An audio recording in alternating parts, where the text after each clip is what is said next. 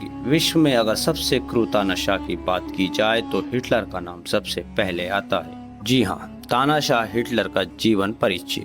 Hitler अपने कड़े नियमों और क्रूर अंदाज के लिए विश्व विख्यात था। सिर्फ जर्मनी ही नहीं, विश्व के दूसरे देशों में रहने वाले लोग भी हिटलर के नाम से थर-थर कांपते थे। तो आइए जानते हैं हिटलर के बारे में कुछ रोचक बातें। दोस्तों, सबसे पहले उसका जीवन परिचय। नाम अडोल्फ हिटलर, जन्म 20 अप्रैल 1889, जन्म स्थान ऑस्ट्रिया, पिता एलोइस हिटलर, माता क्लारा हिटलर, पत्नी इवा ब्राउन। व्यवसाय राजनीति, पुरस्कार आयरन क्रॉस, बाउंड वेज, नागरिकता नाजी जर्मन और ऑस्ट्रियन। दोस्तों, सबसे पहले जो शुरुआत करते हैं वो करते हैं बचपन से। हिटलर का पूरा नाम एडोल्फ हिटलर था। हिटलर का जन्म 20 अप्रैल 1889 को ऑस्ट्रिया के बान नामक स्थान पर हुआ था। हिटलर के पिता का नाम अलोइस हिटलर और माता का नाम क्लारा पाजल था। क्लारा अलोइस की तीसरी पत्नी थी। हिटलर अपने माता पिता की चौथी संतान थे। 1903 में पिता की मृत्यु के बाद हिटलर के घर के हालात कुछ ठीक नहीं थे। उसके कुछ वर्षों के बाद हिटलर की माता का भी निधन हो गया। इसके बाद हिटलर न पढ़ सके। फिर उन्होंने पोस्ट कार्ड बेचने का काम शुरू किया, जिससे वो अपना गुजारा करने लगे। हिटलर को बचपन से ही पादरी बनने का शौक था। ऐसा कहा जाता है कि एक बार एक पादरी ने हिटलर को डूबने से बचाया था। तभी से हिटलर पादरी बनकर दूसरों की मदद करना चाहता था। हिटलर को चित्रकला का भी शौक था। पढ़ाई छोड़ने के बाद हिटलर ने नेशनल स्कूल ऑफ आर्ट्स में प्रवेश लेना चाहा, परंतु उसे प्रवेश न मिला।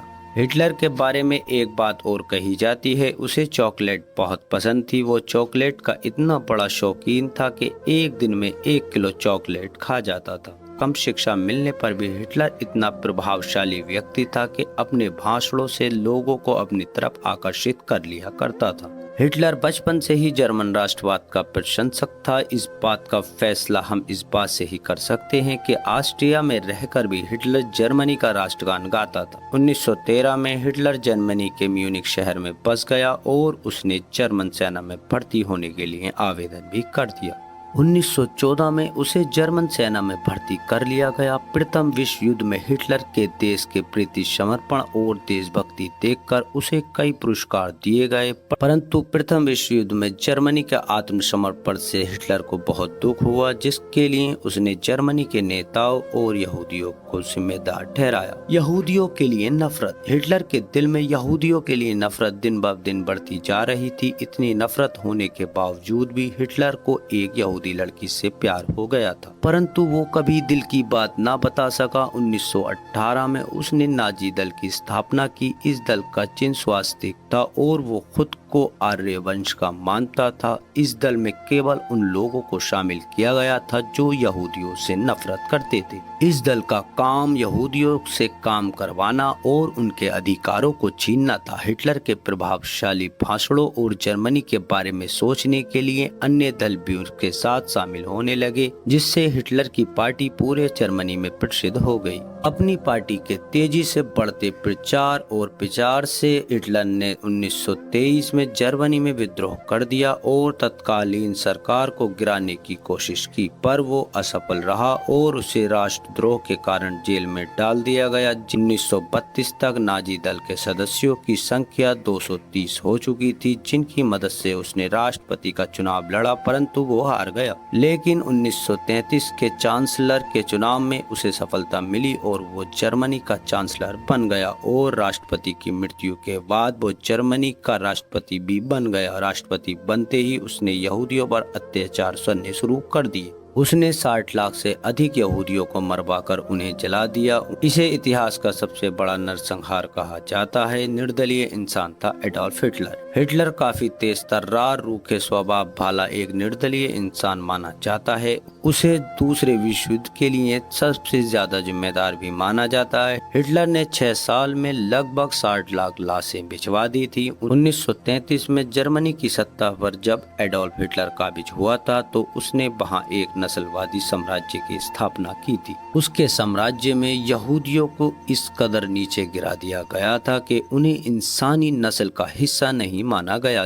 यहूदियों के प्रति हिटलर की इस नफरत का नतीजा नरसंहार के रूप में सामने आया, यानी समूचे यहूदियों को जड़ से खत्म करने की सोची समझी और योजनाबद्ध कोशिशें। होलोकास्ट इतिहास का वो नरसंहार था जिसमें 6 साल में तकरीबन 60 लाख यहूदियों की हत्या कर दी गई थी। इनमें 30 लाख तो सिर्फ बच्चे थे। 1939 तक हिटलर ने पोलैंड, ऑस्ट्रिया और चेकोस्लोवाकिया जैसे अन्य देशों पर अपना अधिकार कर लिया था। दूसरे विश्व युद्ध में जब अमेरिका भी शामिल हो गया तब हिटलर की राजनीति स्थिति बिगड़ने लगी। उसके सैनिक और उसके अधिकारी उसी के खिलाफ षड्यंत्र रचने लगे। विश्व युद्ध में खुद को कमजोर पाकर और खुद की पराजय होने के डर से 30 अप्रैल 1945 को हिटलर ने बंकर में छुपकर अपनी पत्नी के साथ गोली मारकर आत्महत्या कर ली। इस प्रकार जर्मनी की आक्रमण राजनीति और क्रूर शासन का अंत हुआ। 1945 में हिटलर की मौत की खबर पूरी दुनिया के अखबारों में छप चुकी थी। सभी लोग मानते थे कि वो मर चुका है, पर इस सच्चाई को तब एक पत्रकार ने चुनौती दी जो हिटलर के नजदीक का माना जाता था। इस नाजी पत्रकार के अनुसार अपने शत्रुओं से बचते हुए हिटलर अर्जेंटीना के रास्ते पराग्वे आए थे। इस बीच उन्होंने ब्राजील में कुछ समय एक अनजान जगह पर एक छोटे से क्षेत्र में निवास भी किया, जहां उन्हें जानने पहचानने वाला कोई नहीं था, क्योंकि यहाँ वे असली नाम से नहीं रहते थे। एडोल्फ हिटलर के विचार: किसी देश को अगर जीतना हो तो सर्वप्रथम वहां के नागरिकों को अपने काबू में करो। विश्वास के खिलाफ लड़ना हमेशा ज्ञान के खिलाफ लड़ने से ज्यादा कठिन होता है। सत्य मायने नहीं रखता बल्कि जीत मायने रखती है। शक्ति बचाव करने से नहीं बल्कि आक्रमण करने से दिखती है। जो खुद जुनूनी होते हैं वो दूसरों में जुनून पैदा कर सकते। संघर्ष सभी चीजों का जनक है। जानवरों के संसार में कोई मानव की तरह दूसरों को बचाता नहीं बल्कि संघर्ष करके ही जीतता है। महान सत्यवादी महान जादूगर भी होते हैं। निरंतर प्रचार के जरिए लोगों को स्वर्ग को भी नर्क दिखाया जा सकता है और मनहूस जीवन को स्वर्ग की तरह भी दिखाया जा सकता है। कोई भी निर्णय लेने से पहले हजारों बार सोचो, लेकिन एक बार निर्णय लेने के बाद कभी उससे पलटो मत, चाहे वो इसके लिए हजारों तकलीफें ही क्यों ना उठानी पड़े। डर, हत्या और तोड़फोड़ करके दुश्मन को अंदर से इतना डरा दो वो जो युवाओं को पसंद आता है वे भविष्य में लाभ। दोस्तों आज की वीडियो में इतना ही। वीडियो कैसी लगी कमेंट करके बताना। वीडियो अच्छी लगी हो तो वीडियो को लाइक करना, चैनल को सब्सक्राइब करना। Thank you. धन्यवाद।